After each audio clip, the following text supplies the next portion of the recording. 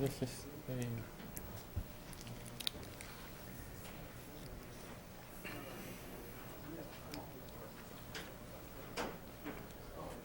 Good afternoon. Welcome to CERIAS Security Seminar. It's my great pleasure to introduce today's speaker, Dr. Huang. Dr. Huang is an assistant professor at our neighbor Indiana University at Bloomington. Dr. Huang is interested in developing secure protocols for private collaborative data mining, secure cloud computing, and cyber-physical systems. He's the creator of FastGC and ObliVM, which are the leading software tools to build efficient, secure computation applications and have been used in several high-profile research projects by both academia and industry labs worldwide. Thank you very much for the introduction. Welcome to my talk, and I want to, in this talk, to share some of my experience to develop very efficient privacy-preserving applications. I want to use this as a motivating example. So let's assume two scientists, they want to decide whether to date each other. They believe in the scientific papers that links romantic relations with their genomes. So before going to a bar, they like to apply these findings to estimate their likelihood of being compatible. But the naive solution is to exchange their entire genome data, which is clearly personal sensitive information. Precocious scientists like them won't be willing to do that. They would prefer to test their genetic compatibility while keeping their genomes to themselves. So my second example maybe sounds more serious. Consider several internet service providers trying to work together to filter out problematic network packets. For example, those packets due to spam, botnets, or internet worms. The idea is to run certain data mining algorithm over the combined network traces supplied by all users. Nevertheless, recall the ISPs are actual business competitors, while their network traces are regarded as business secrets. So the interesting question is, can they detect abnormal network traffic without actually revealing their sensitive traces to their competitors? You might have already observed both examples share a common problem structure, which is two or more mutually distrustful parties are trying to compute some public function f over their private secret inputs. For example, in this simplest two-party case, Alice and Bob, who hold secret data x and y respectively, want to compute f of xy. What's most important here is the security requirement. Namely, the final output z should be revealed, but nothing beyond z about the secret inputs can be leaked. Well, ideally, if there's a third party trusted by everyone, the problem is trivial to solve. Everyone simply send their secret inputs to the third party, who will compute the function fxy and report only the correct output. However, in reality, such trusted third party is very expensive to have, and sometimes it's impossible to find one. So how we do?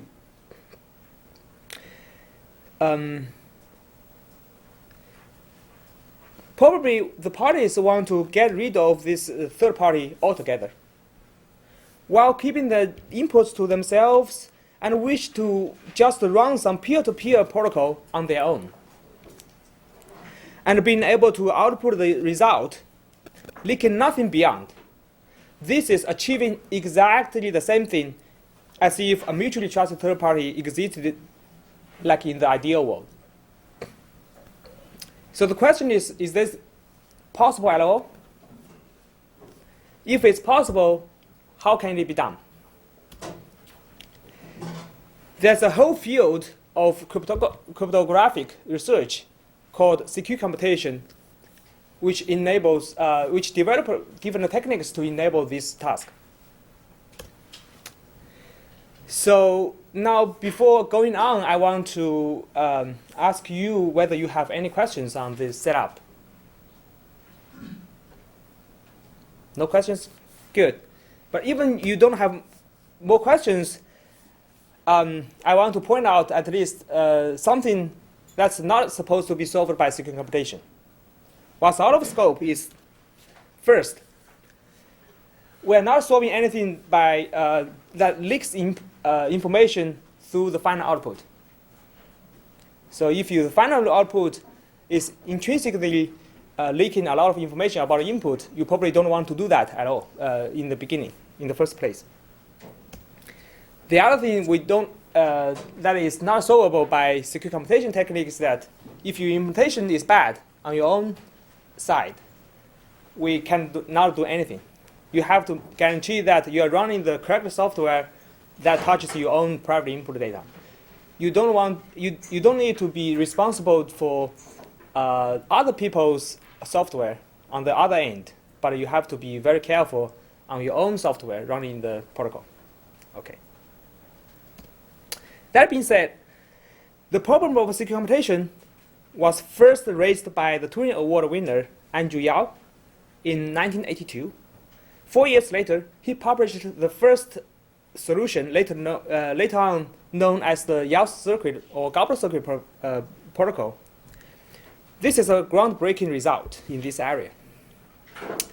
However, this result remained purely theoretical until the seminal work of Fair Play 20 years later. Fair Play provided a compiler tools to build protocol using Yao circuit. Nevertheless, the performance of goblet circuit was extremely poor. Evidence in Fair Play and several other projects around the time. For example, it took more than 1 second to solve the millionaire problem, which is just comparing two integers of 32 bits. The most complicated demo from Fair Play was computing the median of 20 numbers, 16 bits each, which takes 7 seconds. There are even more issues. Security researchers did try to build real-world applications using goblet circuits. However, the largest computation people could run in this 2008 paper was computing the edit distance between two strings. So for you information, edit distance is defined as the minimum number of edits to translate one string to the other.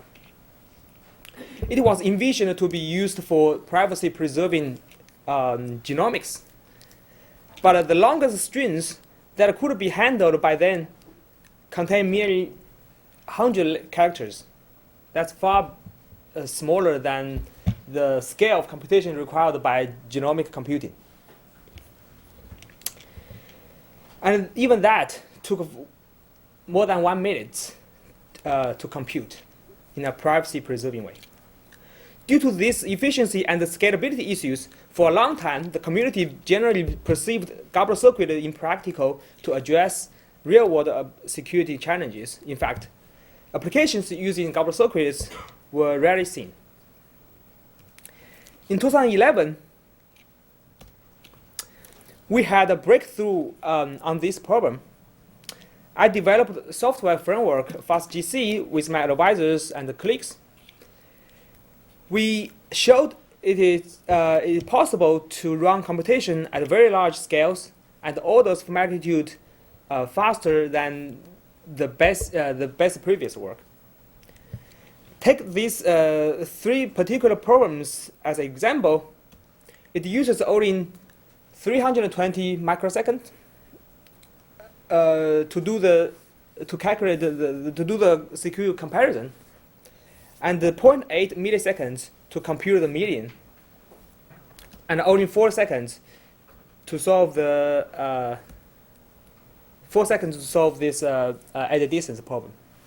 Same problem, and we can do this for arbitrary size strings, not just 100 characters.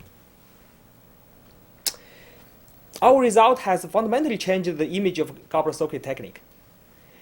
It not only convinced people that a goblet circuit can be scalable and efficient, but also made it easier for people to develop useful applications. Soon after the release of FastGC as an open source project, many researchers all over the world has developed interesting applications using this software framework. These applications ranged from privacy-preserving biometric matching to privacy-aware neighborhood watch. In this sense, it has popularized the goblet circuit technique. Since we made the code available, it has attracted more than 500 direct downloads from our website in the first 2 years. Our users come from research universities as well as some prestigious industry labs. Many projects built on top of my framework has already been published in premium security conferences. We've made a list of contributions in pushing secure computation from a highly theoretical concept towards something people may use in daily lives. I've also done work to make the idea of secure computation more suitable for processing RAM programs. My other 3 pieces of work made secure computation many times faster against the very strong active adversaries. But in this talk, we will focus mostly on protocols and applications in the passive adversary model. Now, I'm going to explain some highly technical stuff about important building block of goblet circuits. It's going to be only 5 minutes, but feel free to stop me if you have any questions. I will use secure computation of a NAND gate as a toy example. Why do I choose NAND? It's because if we know how to do NAND, by the theory of digital circuits, we know how to do any computation, arbitrary computation. So by computing a NAND gate securely, we mean 2 distrustful parties, for example, Alice and Bob, who supply input bits each and want to find out the NAND of the 2 bits, say 2 secret bits of zeros on both sides, from both sides. The goal is to compute 0 NAND without revealing the secret input bits to each other. So with goblet circuit protocol, the 2 parties will be assigned 2 different roles. Say Alice will be the circuit generator and Bob the circuit evaluator. The high-level idea is for Alice to create an encrypted circuit of NAND gate and send this to Bob to evaluate. In the end, Alice and Bob will have to work together to find out the result of the computation. Let's begin the work of the circuit generator first. Alice, as the circuit generator, first generates 2 random strings of at least 80 bits each to represent zeros and 1 signals on the input wires for wire A.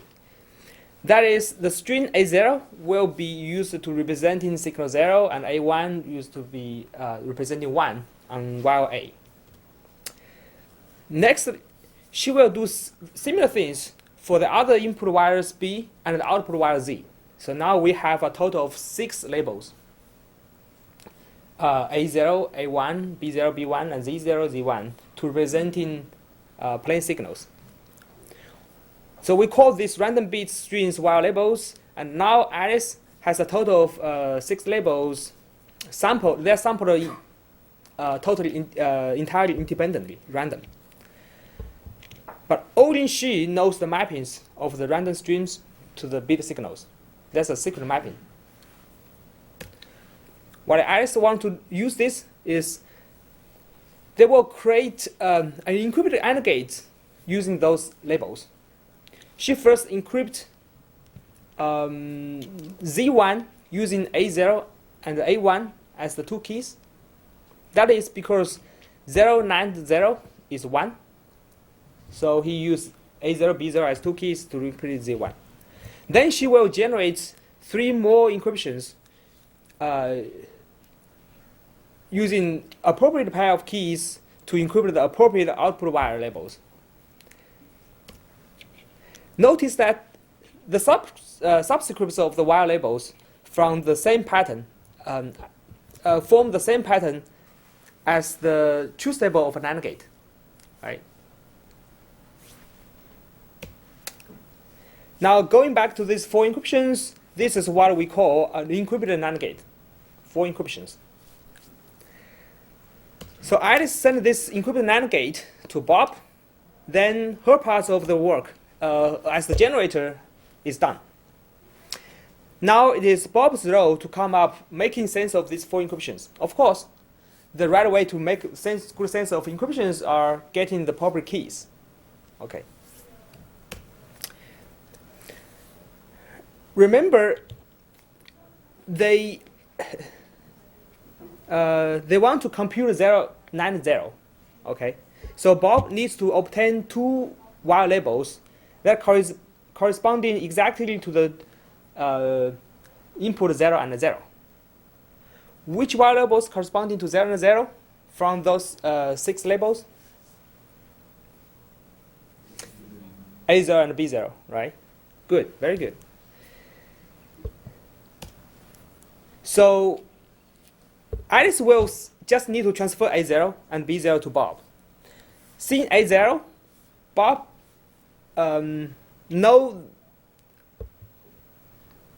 Bob know the bit?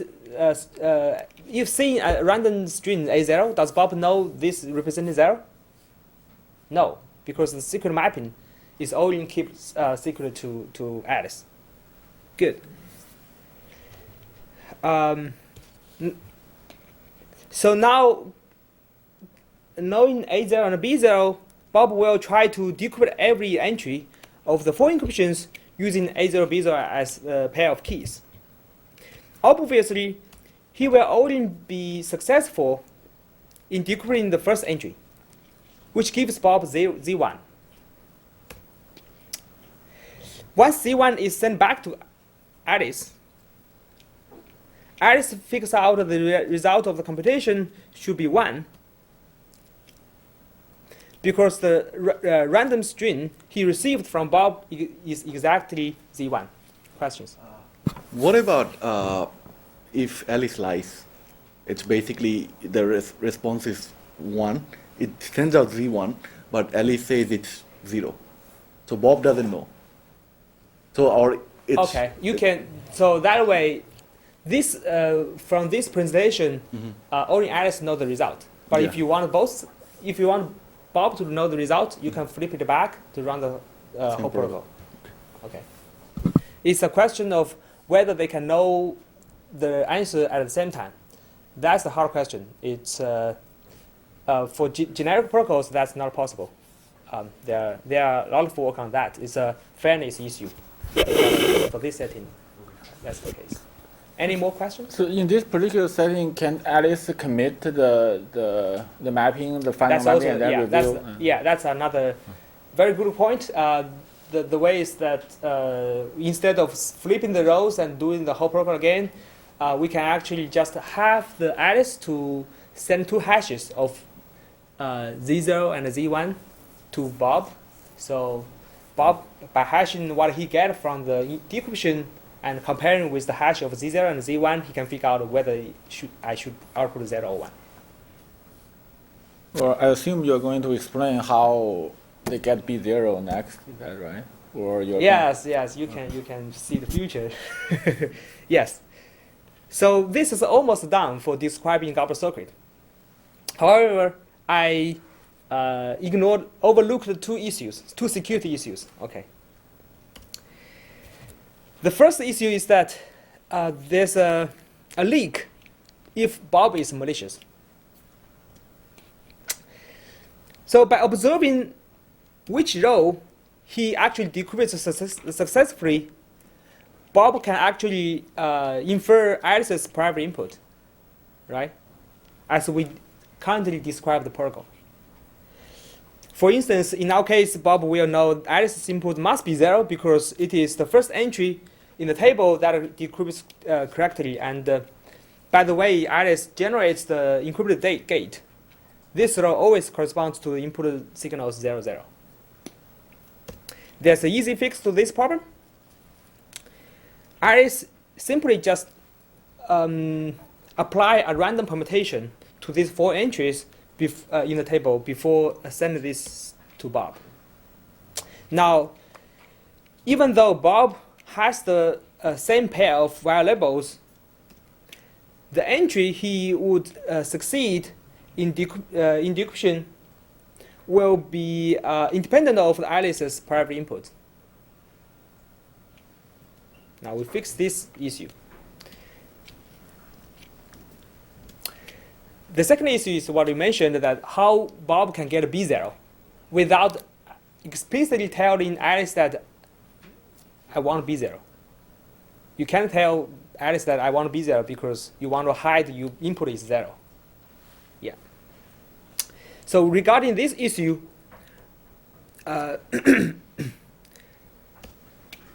this is actually can be done exactly using a sub-protocol called oblivious transfer.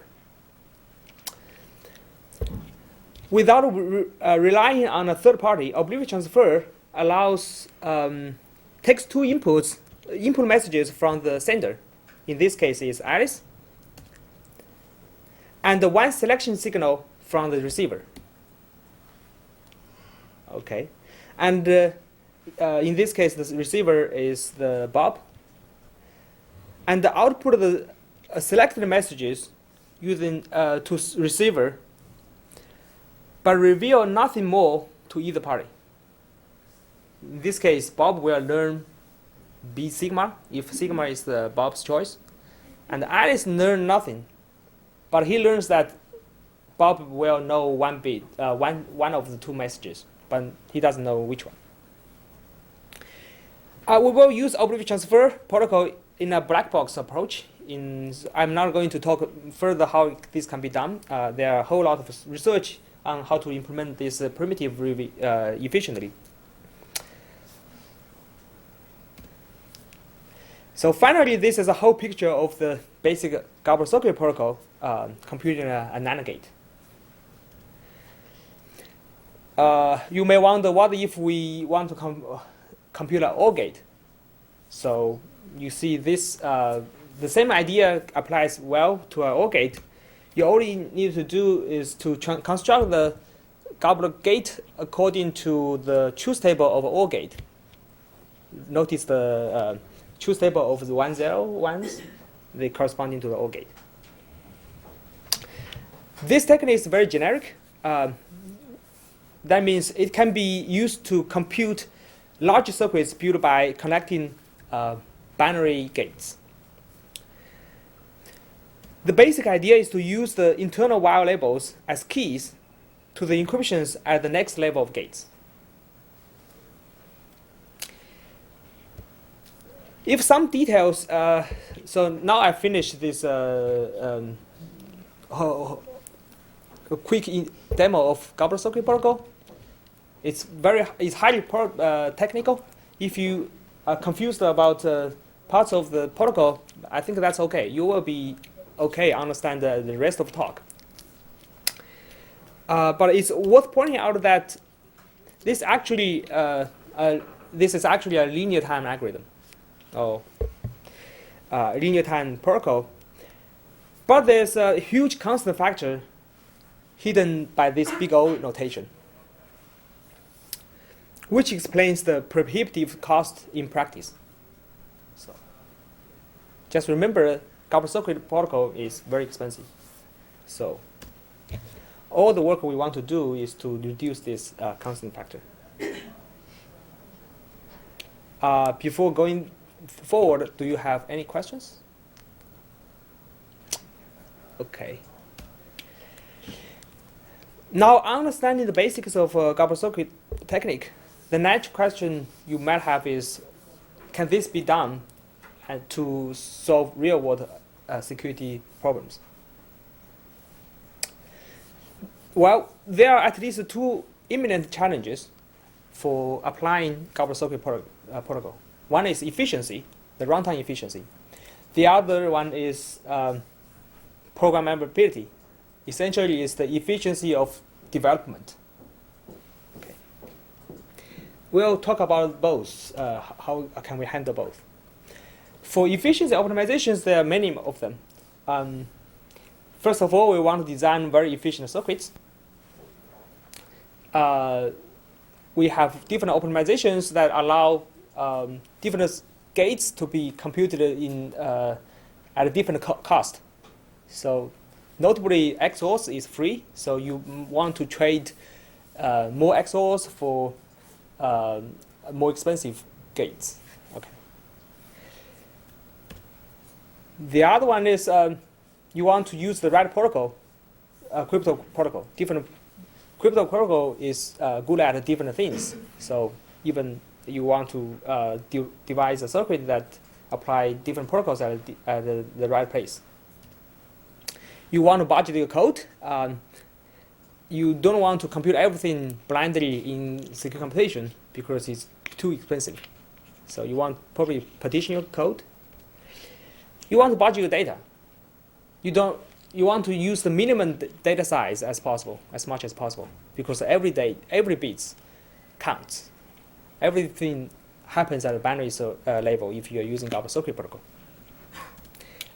Last, there's pipeline execution, where the basic idea is that we want everything is pipelined, so nothing needs to be stored on disk. That makes you possible to run large-scale applications. I'm not going to go details in all the optimizations.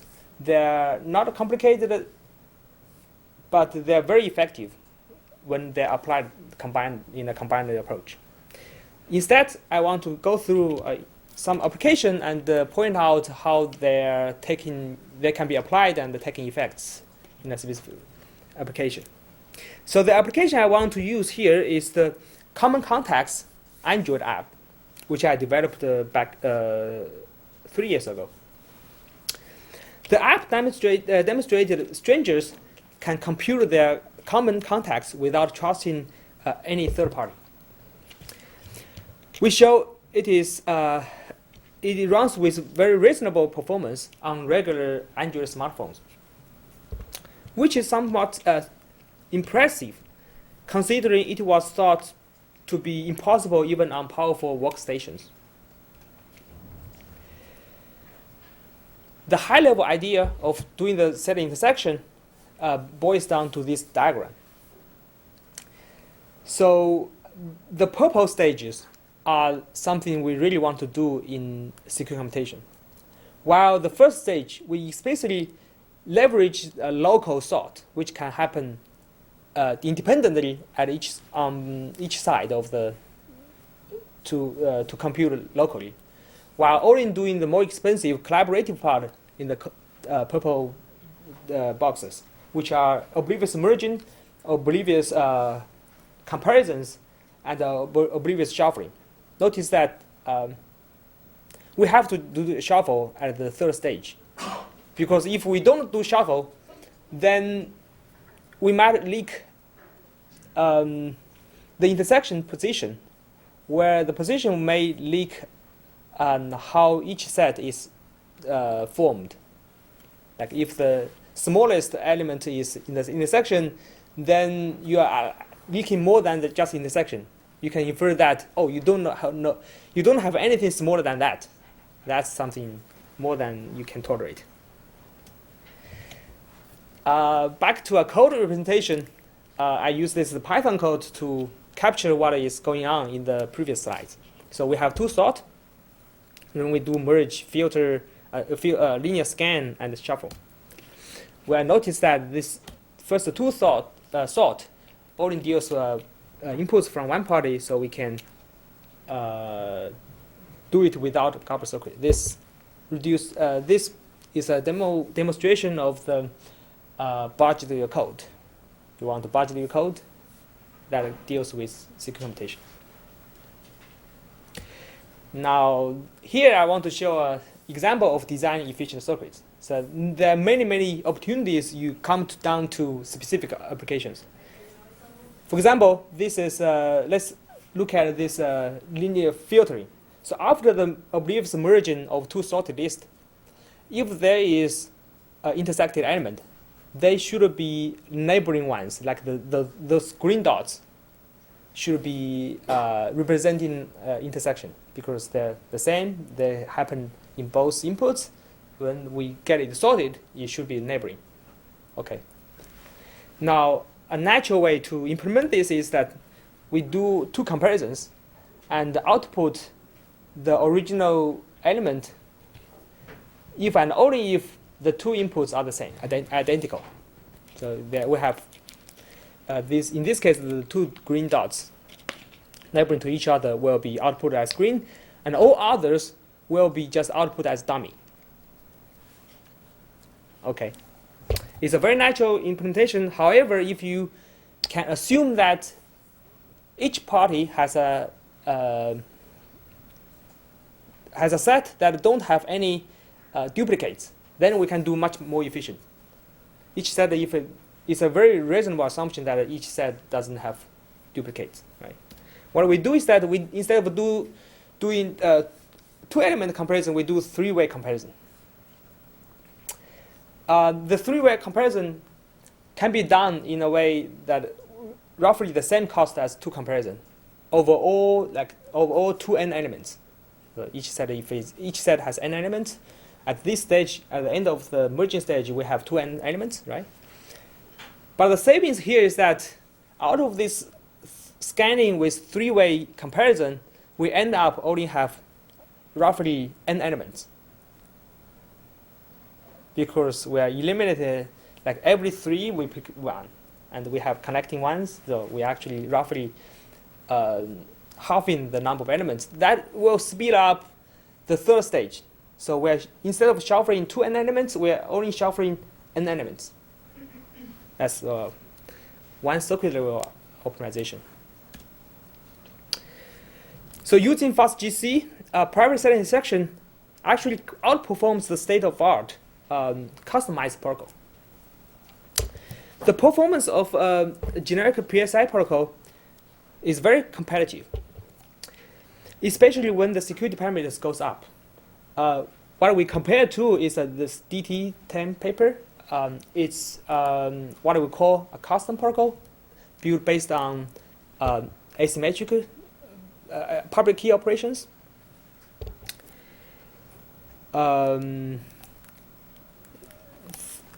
Look at this figure. Using a generic protocol, we can accept the set elements is represented using 160 bits, or either if your set is not very large, we can assume each element is only represented using 32 bits, which is 5 times more efficient. However, this trick does not apply to this custom protocol by DT10. So this is one way to demo that we want to budget your data. So if you come with an application that 32-bit representation is enough, you can go with 32. Right? Now I want to talk a little more about generic and custom protocols. So FastGC is a representative generic approach. It features low design cost because we only need to worry about the circuit construction instead of the underlying cryptographic design. Plus, it is flexible to implement any computation. Customized protocols are the opposite. People look at very specific computations and trying to make it skew, usually relying on lesser known hardness assumptions. It requires considerably more design effort, and the end product doesn't generalize well to other applications. However, in the past, since the generic protocol performs so badly, researchers actually turned to customized protocols, hoping to get better efficiency.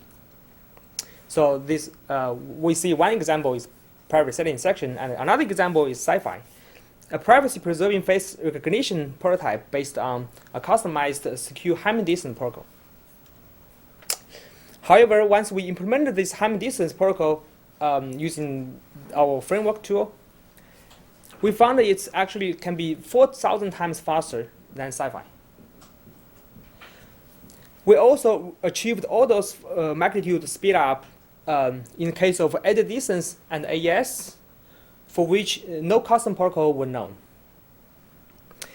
The lesson here is that before innovating any custom protocols in the future, you want to at least get a generic version done as your evaluation baseline.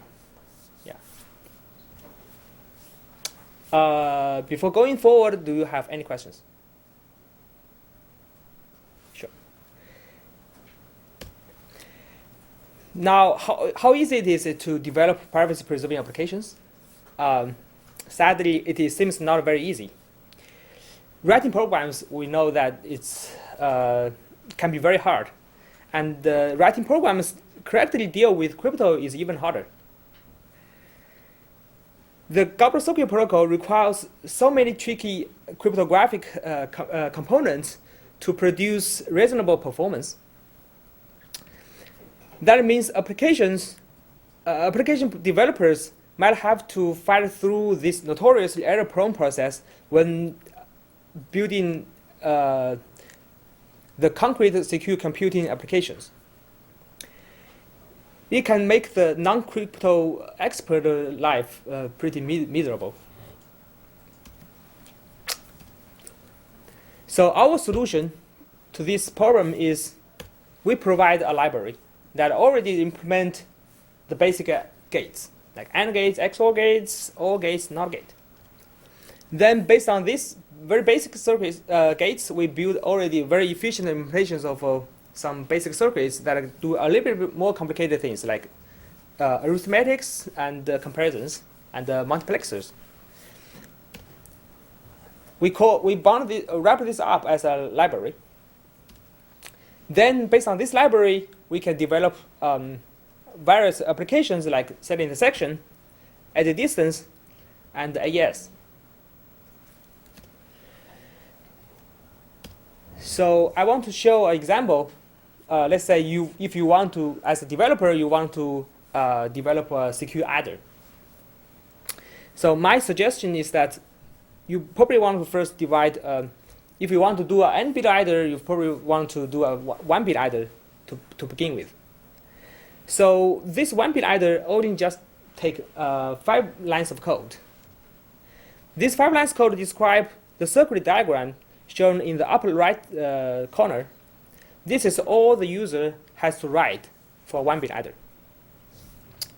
So you might ask, where is the tricky crypto code? The answer is that the cryptographic parts are well wrapped up in the implementations of AND and XOR gates, which I have done this once for all other programmers. So once this 1-bit adder is done, finishing the n-bit adder is easy. You can just invoke the 1-bit adder n times using the fixed bound for loop to get the n plus 1 bit secret sum. I used Python code to enjoy the brevity of explaining the basic idea. The real code released is in Java, but conceptually the Java code looks very similar to the Python code here. Supporting Python could be interesting future work. So as you've seen, using this framework doesn't require cryptographic expertise, and the modular construction is highly encouraged. Of course, we provide much compiler support to aid the application development process, which is detailed in an upcoming paper this year. Now, do you have any questions so far?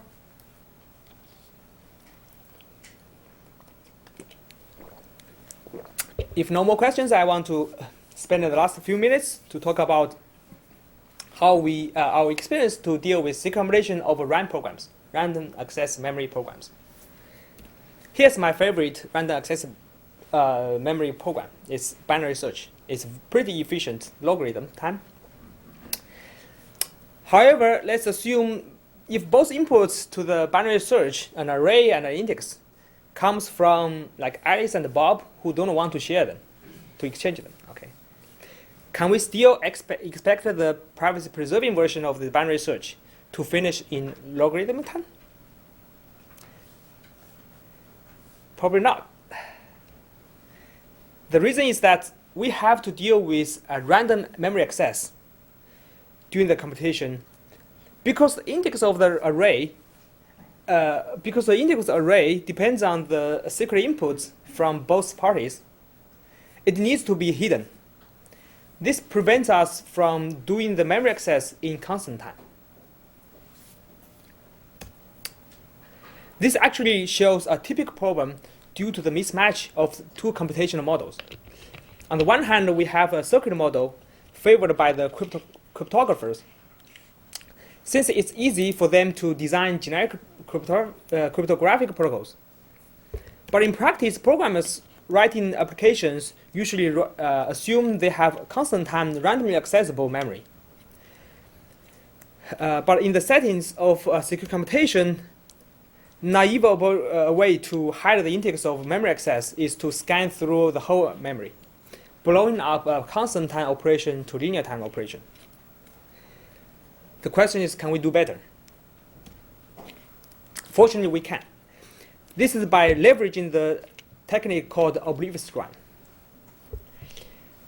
So oblivious run technique was originally proposed for hiding access patterns when outsourcing storage to untrusted cloud servers. It incurs only polylogarithmic time overhead per access. We just use this in a black box way. So in the outsourcing storage setting, the main goal is to hide the access pattern, assuming the untrusted server store the array M, and the client want to retrieve MI. Through the ORAN component sitting in between, the steps are getting the index I from the client, then issue a number of accesses to the cloud, to the server. Then return the MI to the client. The security of ORAN primitive guarantees that the real memory accesses are always independent of the real index, here I. Now, recall that in our secure computation scenario, what we want to hide is the value of I and MI, but to all participants, not just the server. We want to hide it to both. How can we make the ORAN scheme to work with secret inputs and secret outputs?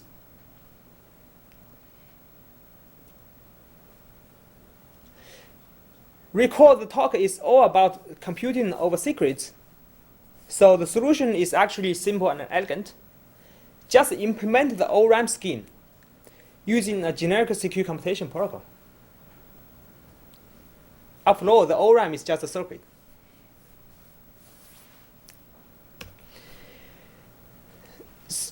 One caveat to design efficient secure computation over ORAN is that we have quite different metric than traditional ORAN. Traditional ORAN, the main design concerns are bandwidth, client storage, server storage, round trips.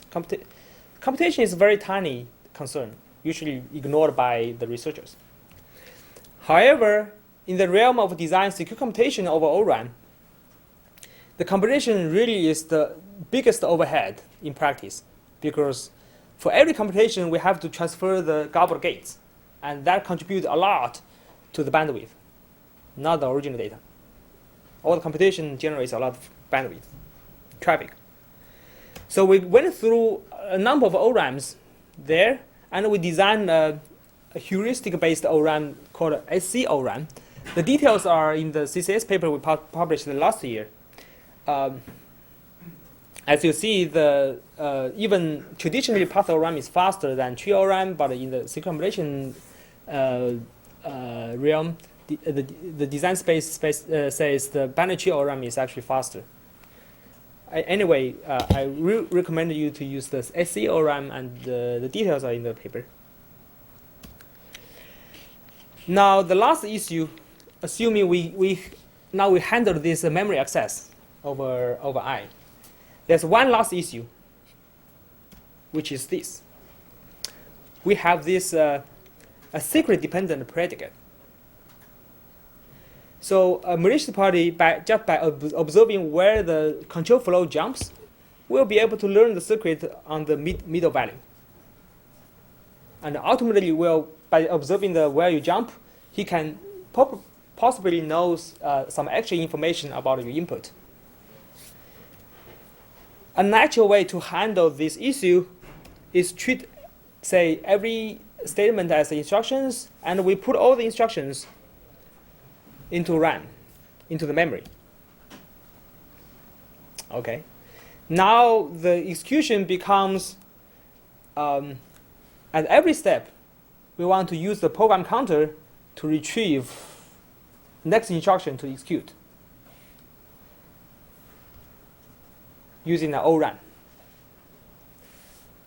This works fine, except remember ORAN is pretty slow. We want to avoid that. So can we avoid retrieving every instructions from ORAN every step? It turns out we have some hope, because the program is never a secret. Okay. Let's see a simple example. Say we have an if-else branch where A is a secret data. So can we hide A by still do the assignments? One simple way to do that is using a multiplexer, where A is treated as an input signal, and depending on if it's 0 and 1, we assign B to 10 or 12. It's a pure circuit, multiplexer. A more tricky part is, what if we have an unbalanced branch? We don't have else. Well, this case is not that hard as well. We just put when A is false, we just put B back to B. Now we can do more complicated issue where two branches deal with two different variables. This can be turned out into two multiplexers, depending on A. And for the most complicated case, where we have a chaining if-else, this can be because we involve multiple sensitive predicates, here A and B. We can translate this into a total of 6 lines of code, which are all pure circuits. There's a name of this technique, which is called trace oblivious program transformation. So we can automate all this translation. Now back into our binary search example, we can translate this connected if-else into this 6 lines of straight line code.